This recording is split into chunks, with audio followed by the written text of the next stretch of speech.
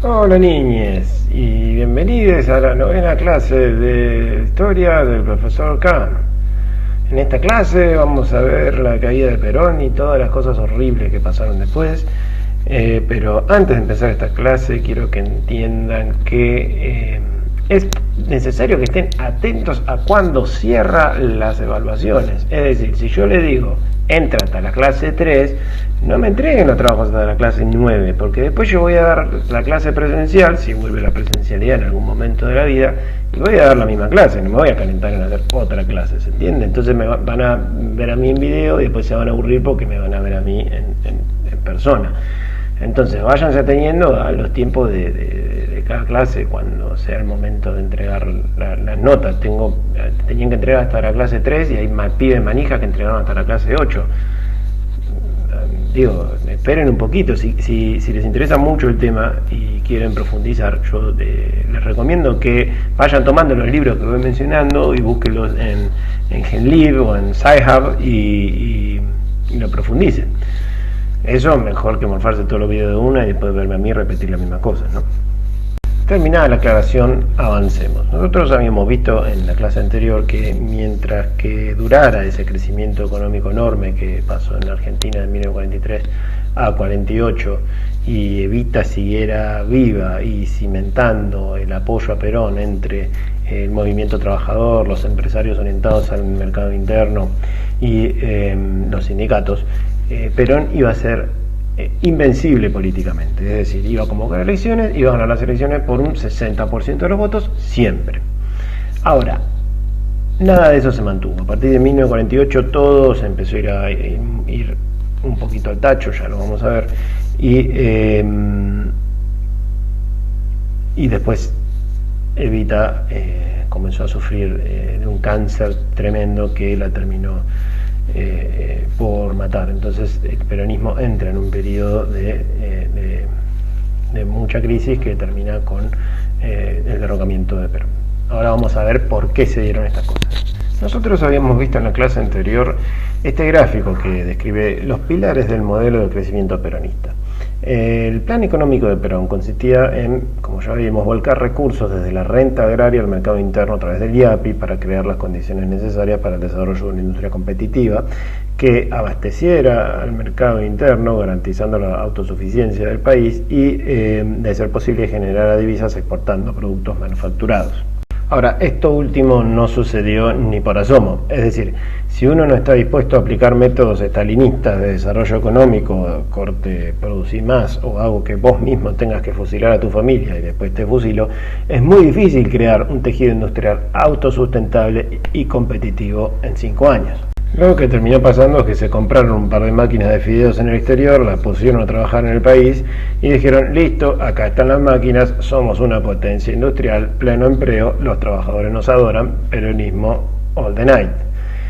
Pero el problema con esa política es que te deja una industria poco competitiva, que tenés que subsidiar todo el tiempo y que no te genera divisas, no te genera entrada de dinero del exterior, porque los fideos los vende al mercado interno y los vende de manera protegida por aranceles, y si los quiere vender al exterior no puede porque sale más caro la producción interna que la competencia en el exterior.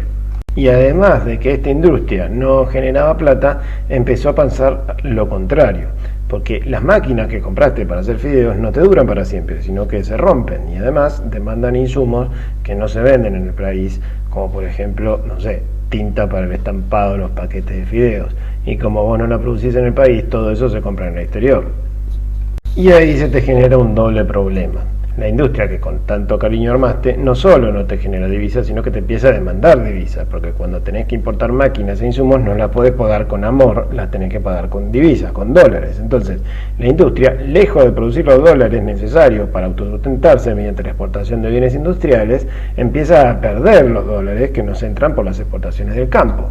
Esto produce algo paradójico, que es que cuanto más produzca tu industria, más divisas, más dólares vas a necesitar comprando insumos y máquinas de repuesto, y principalmente combustibles y bienes de capital, y más le vas a tener que sacar al campo. Ahora, todo esto no sería un problema grande si la relación entre cantidad de divisas generadas por el campo y la cantidad de divisas demandadas por la industria se mantiene constante. Pero, spoiler alert, no se mantiene constante por varias razones. Primero, porque suele producirse un fenómeno de deterioro de los términos de intercambio que hace que el valor de lo que exporta Argentina caiga en relación a lo que importa. Esto nosotros ya lo vimos en clases previas, en la década infame. Y es una tendencia del mercado mundial a que los iPhones salgan cada vez más caros y el valor de la tonelada de soja aumente menos o se mantenga constante. Entonces, este fenómeno del deterioro de los términos de intercambio hace que el flujo de divisas que se va por importación de bienes industriales empiece a crecer en comparación con la cantidad de divisas o dólares que genera el campo. A todo esto, el IAPI le compran a los terratenientes los cereales a un precio por debajo del precio del mercado. Entonces, se reduce la ganancia de estos latifundistas. Y al reducir la ganancia, se reduce la reinversión que realiza el campo en su tejido productivo. Esta reinversión de ganancias en realidad es mínima en comparación con la renta percibida por el terrateniente y de negligente efecto en la demanda de trabajo, es decir, invierte poquito y no da empleo, pero es fundamental para mantener la productividad de las cosechas. Entonces, como los latifundistas están enojados porque se pueden comprar menos 4x4, invierten menos inversión, menos productividad, menos granos producidos para exportar. Menos granos producidos, menos exportaciones, menos divisas, menos dólares nos entran. En un contexto en donde el deterioro de los términos de intercambio hace que los insumos industriales y los bienes de capital que usan la industria salgan cada vez más caros y que a la vez los salarios tengan que estar altos porque de eso depende el mercado interno, los costos de producción se elevan y disminuye la tasa de ganancia de los empresarios. Entonces, para mantener esa tasa, los empresarios, que no pueden bajar los sueldos, aumentan la inversión en maquinaria, aumentan la inversión en investigación y desarrollo, articulan con las universidades para mejorar sus procesos productivos y sacan el país para adelante. Hizo un industrial argentino jamás nunca en su vida. Lo que hacen en realidad, que es más fácil, es aumentar los precios. Eso es lo que vienen haciendo durante los últimos 70 años. Cuando sucede esto, aumentan los precios. Cuando no sucede esto, también aumentan los precios, y cuando baja el dólar aumentan los precios, y cuando sube el dólar, también. Entonces, estará inflación. Cuando las empresas aumentan los precios de los productos, aumenta la inflación. La inflación mantiene la tasa de ganancia de los empresarios, entonces están más contentos. Pero si aumentan los precios, los negros no podemos comprar tantas zapatillas, tanto Samsung S45, y nos enojamos.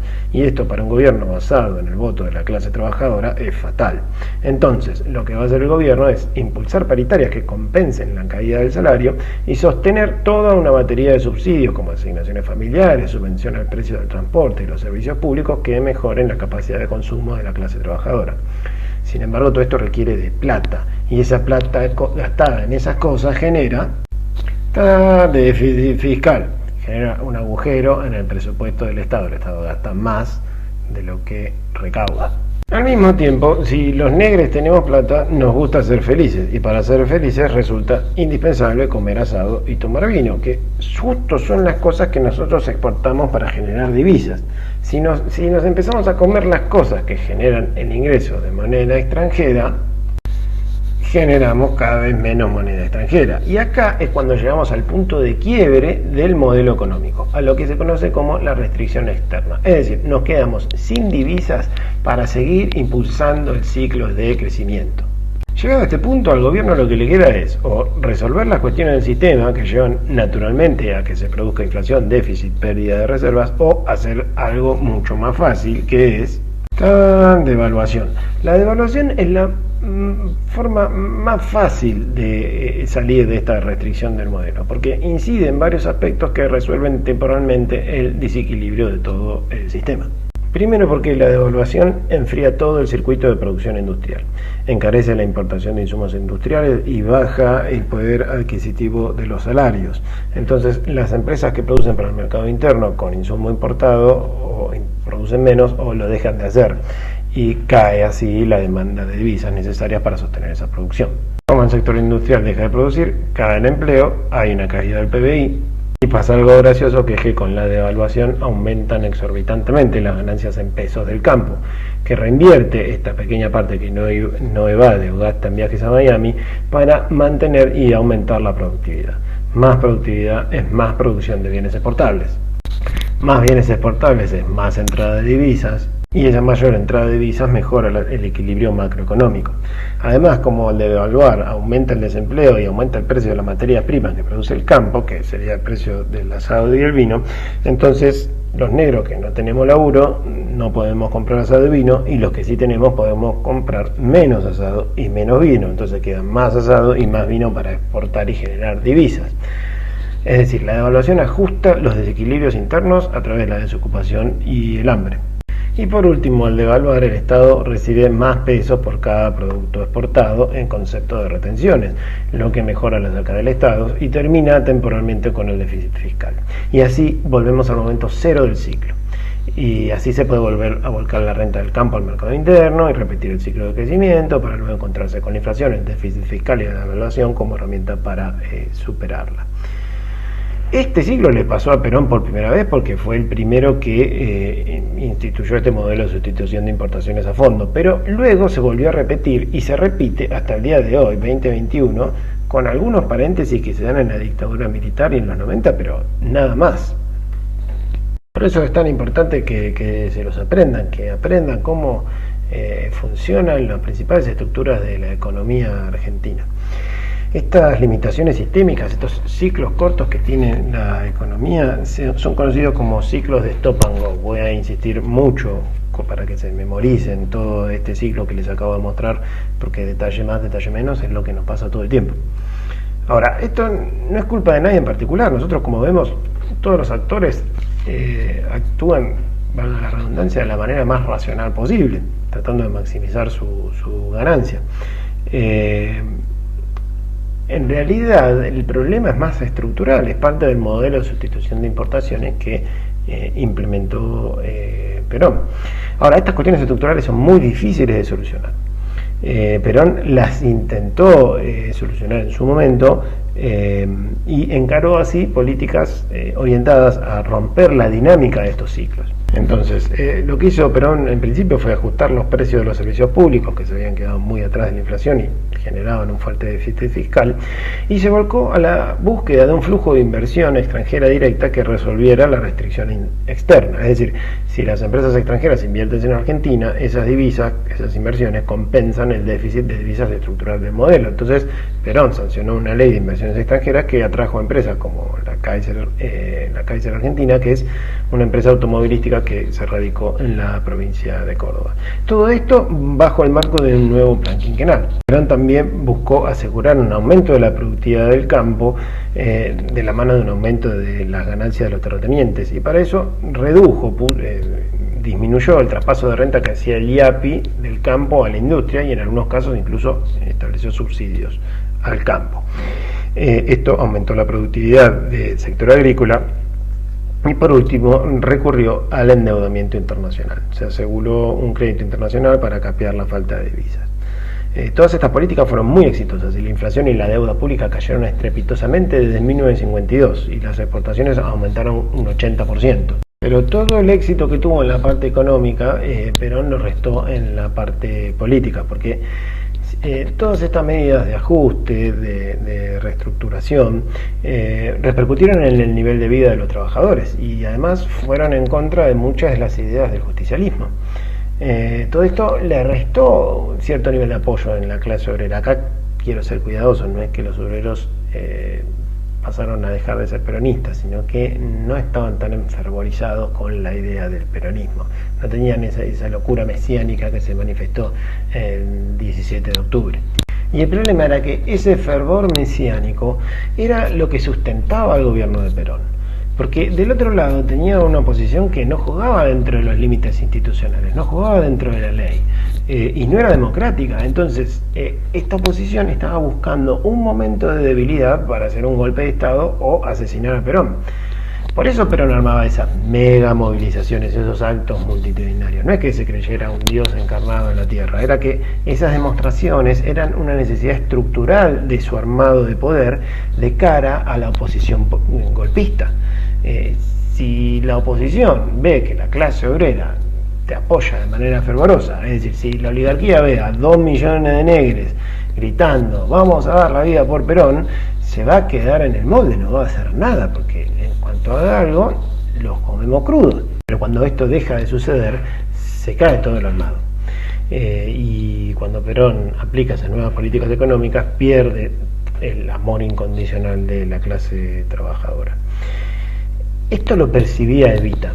Si ustedes googlean los últimos discursos que dio antes de morir, que no me deja poner Canal Encuentro porque son unos copados, bueno, van a ver a Evita decir todo el tiempo: no abandonen a Perón, apoyen a Perón con su vida si es necesario. Y oponerse a Perón es oponerse a ustedes mismos, no sean sonsos, no caigan en la trampa de la oligarquía. Les recomiendo que googleen esos discursos, pero Evita se daba cuenta de cómo venía la movida, y también se daba cuenta, lo que también se daban cuenta era la posición política. Pero bueno, Eva se da cuenta muy tarde, muere muy joven, a los 30 y poquitos, y bueno, toda la estructura de sustentación política de Perón se va al joraca. La oligarquía percibe ese momento de debilidad y pasa a la acción, se le echa encima a Perón como fisura al Paco. Lo primero que intentan hacer es un golpe de Estado. En 1951 se juntan unos generales, les pido que escuchen los nombres porque son muy graciosos: el general retirado Benjamín Menéndez, los oficiales Julio Alzogaray y Tomás Sánchez de Bustamante, encabezaron una movilización militar, un intento de golpe de Estado, previa reunión con algunos políticos como Arturo Frondizi y Americo Scioldi del Partido Socialista. Ahora, esta movilización no logró todo el apoyo del ejército porque discutieron entre sí tomar el poder y decapitar a todos los peronistas en una orgía de sangre, o solo tomar el poder y desplazarlos. Entonces no se movilizaron todos porque hubo una discusión, y entonces fue fácilmente controlado por las fuerzas leales al gobierno. Pero este golpe fallido no detuvo a la oposición peronista, que también recurrió a la realización de atentados terroristas, como en 1953, con 2 bombas que estallaron en una estación de subte y en una movilización peronista, y causaron la muerte de 6 personas y hirieron a 90, y 19 quedaron mutilados porque habían puesto metralla en las bombas, y esos pedacitos de metal salieron volando y le cortaron las piernas y los brazos a 19 personas. Todo esto en nombre de la democracia, de la lucha contra una tiranía autoritaria de un tipo que venía a ganar las elecciones cómodo con un 61% de los votos. Y también los líderes de distintos partidos comenzaron a dar discursos contra la dictadura peronista, incitando a la revolución social, etcétera, etcétera. Eso lo hizo Balbín, por ejemplo, en 1949. Y en esta instancia, Perón, para compensar la disminución del apoyo de la clase trabajadora, aplica 2 políticas. Por un lado, aumenta la represión para reprimir a estos actores que promueven actos subversivos, es decir, nada muy tremendo, no es que hacía desaparecer gente o la fusilaba, eso lo van a hacer después, pero sí aumentó el control estatal y metió presos a los líderes políticos que llamaban a hacer la revolución o que trataban de dictadura al presidente. Y también censuró o directamente clausuró los diarios que promovían estos discursos. Y acá Perón entra en lo que Sheila Fitzpatrick describe como esa fiebre revolucionaria, ¿no? En un libro muy entretenido que tiene Fitzpatrick sobre la Revolución Rusa, que les recomiendo que lo lean. Para mí un poco equivocado en muchas cosas, pero súper entretenido. Porque lo que dice Sheila es que estos tipos de cambios revolucionarios no pueden aflojar, siempre tienen que ir para adelante. Entonces, Perón, frente a esta pérdida de apoyo de la clase trabajadora, lo que hace es acelerar al 300%. Por un lado ya vimos que aumenta la represión política, y por el otro empieza una serie de reformas súper aceleradas. O sea, después del voto femenino en 1947, en 1949 le sanciona, a través de una asamblea constituyente, no todo democrático, sanciona una constitución súper nacionalista, súper estatista, que establecía, entre otras cosas, la igualdad jurídica entre el hombre y la mujer en el matrimonio, que permitía la reelección, que declaraba que los recursos naturales eran propiedad del Estado, etcétera. Después de la constitución, cuando se murió Evita, la declararon la jefa espiritual de la nación, lo cual puso de contratujes a la iglesia. Después le pusieron Eva Perón a la provincia de La Pampa, es como, no sé, ponerle Mauricio Macri a Misiones.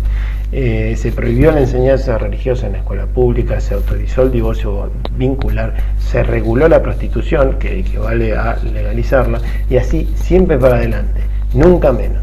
Es decir, frente al avance de la oposición política, pero en vez de aflojar 3 cambios y decir, bueno muchachos, negociamos, no, fue al 300%. Nunca menos de avance político que después se vio reflejado en otros momentos de la historia. Y esta fiebre revolucionaria, si se quiere, lo que hizo fue galvanizar totalmente a la oposición, convencerla de que no había ninguna otra salida que una acción urgente y violenta. Porque de otra manera Perón iba a transformar la sociedad de forma irremediable. Entonces, la Sociedad Rural Argentina, la Unión Industrial Argentina, la Armada Argentina, los sectores liberales del ejército, todos los partidos políticos de la oposición y los sectores más conservadores de la Iglesia se unieron monolíticamente para derrocar o asesinar a Perón. La odiosa realidad demostraría, como muchos años más tarde recordaría a Fidel Castro Allende, que uno no puede realizar un proyecto de transformación socioeconómica tan ambicioso dentro de los carriles del pacifismo y la democracia. O Perón aflojaba 3 cambios, el ritmo de transformación social, o iba a full con una salida autoritaria, o terminaba pasando lo que pasó. Ahora, Perón nunca iba a ir a full con una dictadura autoritaria por las mismas bases de la filosofía justicialista. Y ante la incapacidad de Perón de retroceder en su ímpetu reformista y tampoco optar por una salida autoritaria, lo que terminó de pasar fue el atentado terrorista más grande que sufrió la Argentina. El 16 de junio de 1955, una escuadra de 30 aviones de la Marina de Guerra bombardea Plaza de Mayo con el objetivo de asesinar a Perón. En el trayecto mueren cientos de civiles, incluidos 40 pibitos de primaria que estaban de excursión arriba de un tranvía al que le pegan con una bomba. 300 muertos y la primera vez que la Fuerza Aérea de un país bombardea a sus propios ciudadanos. Todo esto es importante recordarlo porque muchas veces se dice que la AMIA fue el atentado terrorista más grande de la Argentina y que el bautismo de fuego de la Fuerza Aérea y de la Aviación de la Marina fue en Malvinas, y no, nada que ver. Cuando escuchen eso digan ustedes, no, todo eso pasó en Plaza de Mayo y fueron los militares argentinos contra el pueblo argentino. Y acá es cuando Perón vuelve a hacer honor a los principios de su filosofía política, porque después del atentado, en el cual a Perón no le pasó nada, miles de obreros se presentan en Plaza de Mayo y le exigen armas a Perón. Armas para terminar de una vez y para siempre con la oposición antidemocrática y terrorista. Y Perón dice no le da armas, porque recordemos, el justicialismo es un humanismo cristiano, entonces no desata una furia, la furia represiva que correspondería a un hecho semejante, al atentado terrorista más grande de la historia de nuestro país. No, Perón dice, si me ponen a elegir entre una guerra civil o irme de la presidencia, yo me voy. El justicialismo es pacífico. Y así, Perón va un rato más, pero ante un nuevo levantamiento militar, llamado la Revolución Libertadora, en 1955 decide irse. Perón elige retirarse para evitar el baño de sangre, elige la opción por la paz y se exilia. Nosotros veremos luego que esa grandeza no se repite. Cuando derrocan a Perón, esta oposición política en nombre de la libertad y la democracia cometerá actos mucho más violentos y autoritarios contra la población argentina. Pero bueno, no nos adelantemos. El golpe de Estado que termina con Perón instaura un régimen que se llama la Revolución Argentina, en el cual los militares se hacen cargo del poder legislativo, pero le dejan cierto juego a los partidos políticos. Así entramos a un periodo de 11 años que va del 55 y con esta revolución libertadora y termina en la Revolución Argentina de Onganía en 1966. Dentro de la Revolución Libertadora es el ejército quien toma el poder real en Argentina. No sé si se acuerdan en la clase 3 cuando remarcamos el rol fundamental del ejército argentino en la creación del Estado Nacional. Bueno, el ejército se autoarroga esa prerrogativa y vuelve a tener un rol institucional decisivo. Ahora, esto no significa que hayan tomado el poder directamente, sino que las Fuerzas Armadas asumen un rol tutelar de la sociedad civil. entendiendo la sociedad civil como los partidos políticos, los medios de comunicación, los centros de estudio, las agrupaciones estudiantiles, los sindicatos, etcétera. A todas esas cosas el ejército las iba a permitir, pero iba a tomar un rol tutelar. El rol tutelar del ejército consistía en dejar en libertad a todos estos miembros de la sociedad civil, siempre y cuando no manifestaran apoyo al peronismo. En ese caso le correspondería prisión, tortura y fusilamiento. De hecho, fue la primera vez que se fusilaba a tanta gente por razones políticas desde la época de la independencia. Se fusilaron como a 11, 12 personas al principio de la Libertadores y después se siguió fusilando. Por eso los sectores peronistas denominaron a la Revolución Libertadora Revolución Fusiladora. Ahora, los militares de la Revolución Libertadora obviamente encararon una tarea de represión absoluta del peronismo. Se intervinieron los sindicatos, se apresó a todos los dirigentes peronistas, se prohibió todo símbolo peronista, se prohibió tener fotos de Perón o de Eva Perón o del Partido Justicialista en la casa o en la oficina. Incluso se prohibió decir la palabra Perón o cantar la marcha. Y luego de esa represión prohibieron al Partido Peronista presentarse a las elecciones. Una vez arrasado con todo el andamiaje político peronista, los militares querían hacer un traspaso de poder controlado en el cual la gente se olvidara de Perón y empezara a votar otros partidos, pero no le dieron tiempo. Empezó a haber una serie de movimientos de huelga y de protestas por parte de la clase trabajadora que hizo que la Revolución Libertadora diera rápidamente el poder a los partidos políticos a través de unas elecciones en las cuales obviamente no iba a participar el peronismo. Y así entramos de lleno al periodo que con mucha precisión Guillermo O'Donnell denomina como el juego imposible. Un periodo en el cual estos dos macrosectores del peronismo y el antiperonismo no permiten que el otro establezca un sistema político estable. Es decir, los dos sectores tenían la capacidad de vetarse. El antiperonismo tenía la capacidad de ejercer la violencia para negar al peronismo, para separarlo del sistema político, y el peronismo tenía la capacidad de sacarle toda la legitimidad a cualquier sistema político que los dejara proscripto. Es decir, Perón decía voten en blanco y ganaban los votos en blanco. Entonces cualquier persona que ganara tenía menos votos que los votos en blanco, no tenía legitimidad, básicamente no le hacían caso. A toda la inestabilidad que generaba este enfrentamiento entre peronistas y antiperonistas se le sumaba la inestabilidad que producían las divisiones internas dentro del campo antiperonista.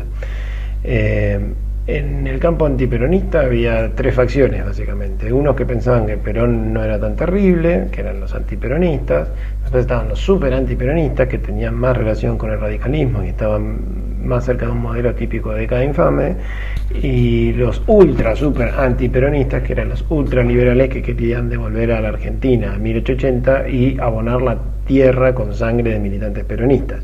Estas divisiones sumaron mucha inestabilidad al periodo, puesto que no había un criterio claro sobre el cual tutelar a la sociedad civil, y esto generaba enfrentamientos internos incluso dentro de la fila del ejército entre estos sectores más o menos antiperonistas que han llegado a terminar a los tiros. Mientras tanto, el peronismo se mantenía vigente, porque a pesar de todas las medidas diseñadas para erradicar al peronismo del sistema político, el peronismo seguía siendo una fuerza viva, porque su núcleo principal, su fortaleza, no residía en el sistema político. Es decir, Perón estaba dispuesto a permitir que lo desplacen del poder, que su partido fuese proscripto, que su nombre fuese prohibido y que sus militantes fuesen encarcelados y torturados, porque en realidad a lo que él le puso atención es a mantener la hegemonía de los sindicatos, porque él sabía que ese era el espacio en el cual podía el peronismo resguardarse de toda la ofensiva política de la oposición. Perón tuvo esa genialidad. Perón comprendía que mientras se mantuviera este modelo económico y mientras fuera necesario una Argentina industrial, no podía erradicarse del peronismo, porque el peronismo residía su fuerza principal en los sindicatos.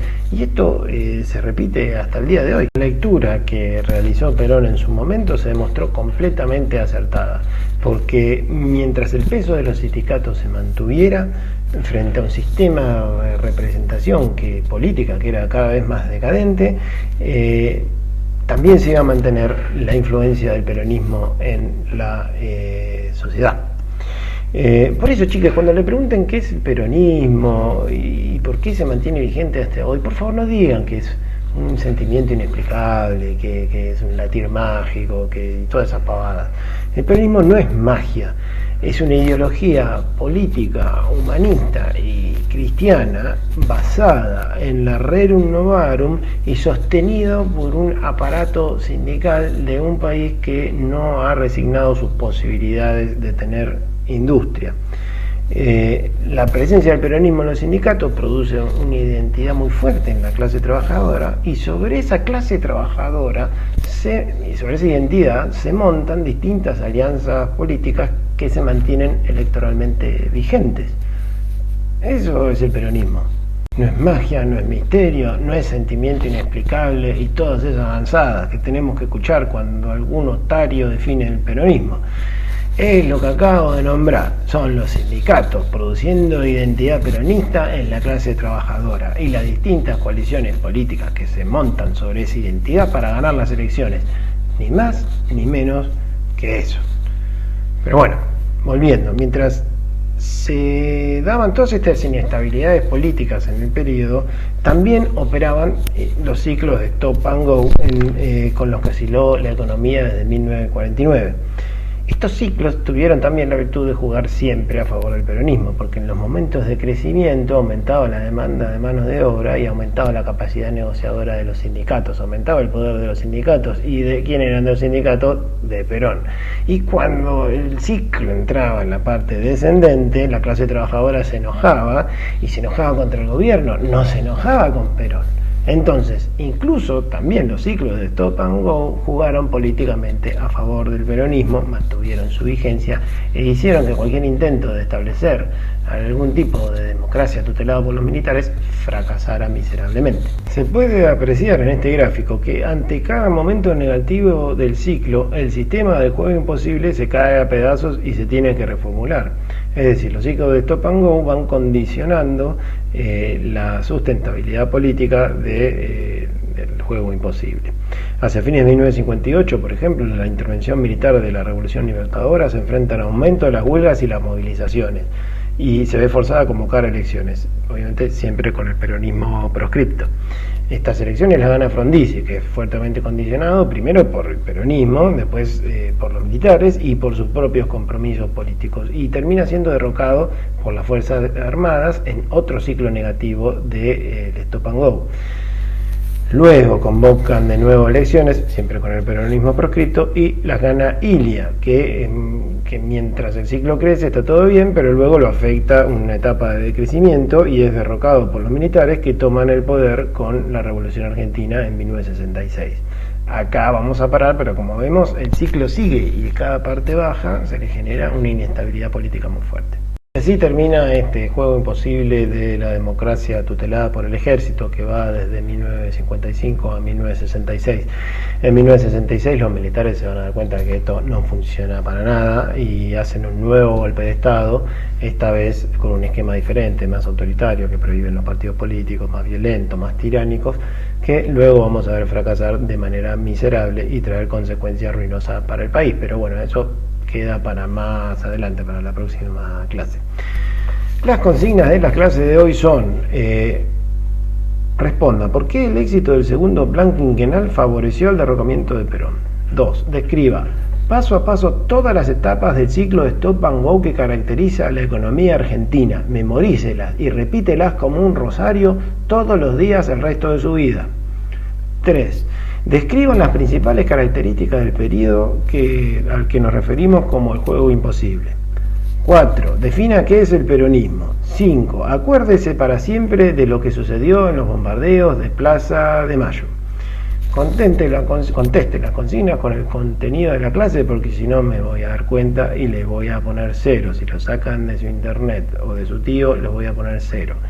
Hay 2 consignas más porque esta clase me parece muy importante, lo lamento.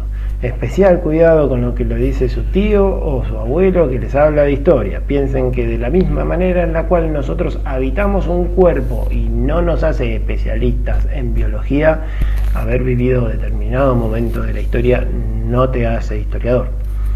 Cualquier duda, hágame un comentario por YouTube o mándenme un mail, perdón por la extensión de la clase, igual creo que tuvo más corta que la anterior, que les sea leve, nos vemos.